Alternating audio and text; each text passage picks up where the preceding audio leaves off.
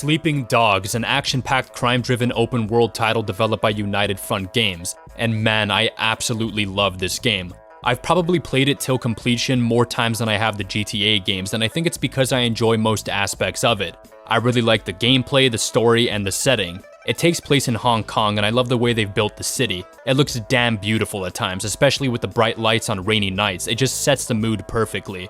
Anyhow, you take the role of Wei Shen, an undercover cop infiltrating the Sun On Yi, a powerful triad that's actually in the middle of an internal dispute, but you'll also be dealing with the opposing triad, the 18K, at times. What makes the plot interesting to me is not only the problems brewing within the Sun On Yi itself, but also Wei Shen as a character. He's a cop, but in order to keep his cover, he has to do things that are definitely against protocol, and as you play further and further into the game, you see him start to embrace being a triad, and his former history with some of the members makes those feelings stronger, with him becoming attached to his gang and the problems that follow. But on the other hand, he's still trying to be an officer of the law. And this brings me to the other aspect I like about the story, it's the other characters. They're distinct and can easily be liked or disliked. Certain story moments and characters make you feel significant emotions, whether it be fondness or hatred, which makes the plot that much more compelling to me. It's not insanely in-depth, and the pacing of the plot is the main issue I have with it because it can move too quickly, but it's still extremely entertaining to me. It's classic Hong Kong action cinema, but it's a game, and the inspirations aren't just seen in the story and setting, but the gameplay itself. You might be in hand-to-hand combat with multiple enemies at a time, and I love the fighting in this game.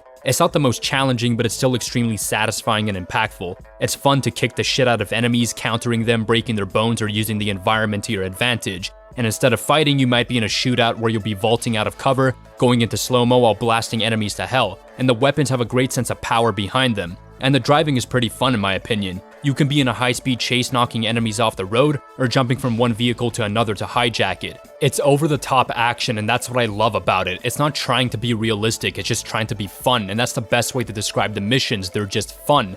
I can't really think of any that are just thrown in to pad out time. They're crafted really well for the most part. There are moments that are mundane in comparison to the rest of the missions, but it's a lot more tolerable in comparison to other games where you might be towing cars or moving some fucking containers.